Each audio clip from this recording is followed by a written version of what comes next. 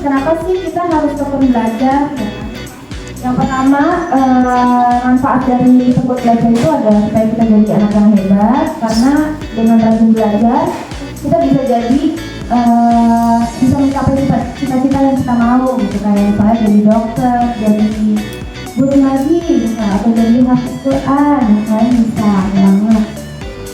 Terus kita juga bisa membuat orang tua kita bangga dengan prestasi-prestasi kita yang kita capai. Terus saat kita semangat belajar kan pasti orang tua kita dan bakalan senang melihatnya. Lalu dengan belajar kita juga bisa membangun kebiasaan baik gitu.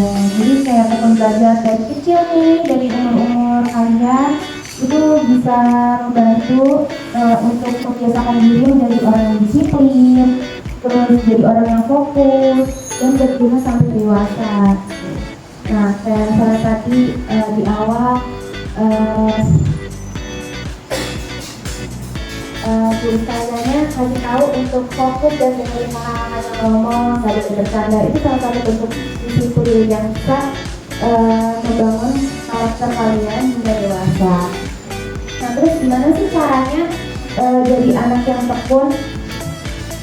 Yang pertama, kalian bisa belajar setiap hari meskipun sedikit. Dan misalnya sehari cuma mau baca satu lembar aja gitu, atau mau menghafal satu surat dulu aja gitu, atau satu ayat dulu deh gitu. Itu bisa, itu nggak apa-apa, pelan-pelan nanti lama-lama pasti bakalan terbiasa.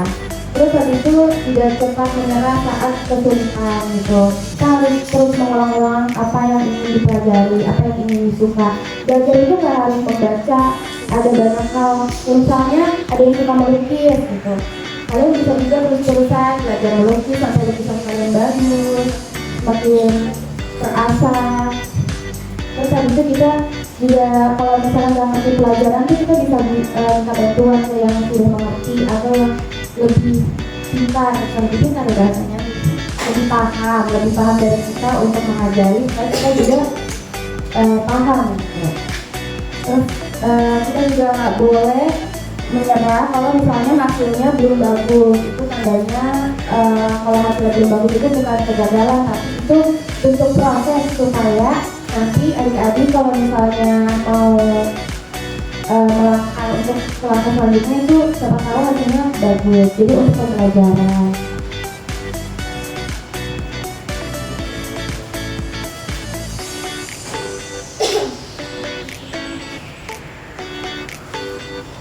Selanjutnya untuk contohnya kita ambil dari Ibnu Sina, yaitu anak muslim yang hidup di masa kejayaan Islam. Sejak kecil beliau ini sangat cerdas dan rajin belajar. Nama lengkapnya yaitu Abu Ali Al-Husain bin Abdullah bin Sina, tapi lebih dikenal sebagai Ibnu Sina.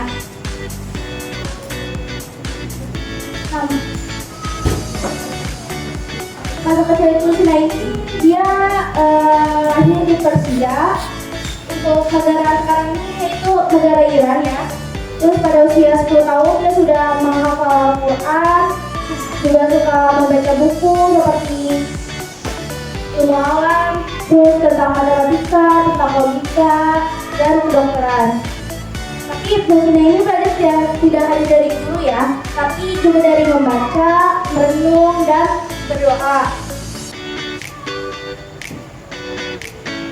Lalu bagaimana sih sikap tekunnya itu ketika menemukan pelajaran yang sulit? Ibnu Sina ini tidak langsung menyerah, tetapi dia akan membaca berulang-ulang, lalu berpikir, bahkan berdoa untuk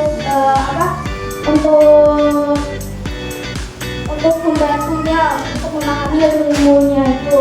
Terus Ibnu Sina ini pernah berkata, jika aku tidak paham suatu hal, aku tidak akan berhenti untuk memikirkannya sampai aku bisa memahaminya. Nah, untuk keberhasilannya itu pada usia 18 tahun dia sudah dianggap sebagai dokter yang hebat. Kemudian bukunya yang terkenal yang berjudul Al-Qanun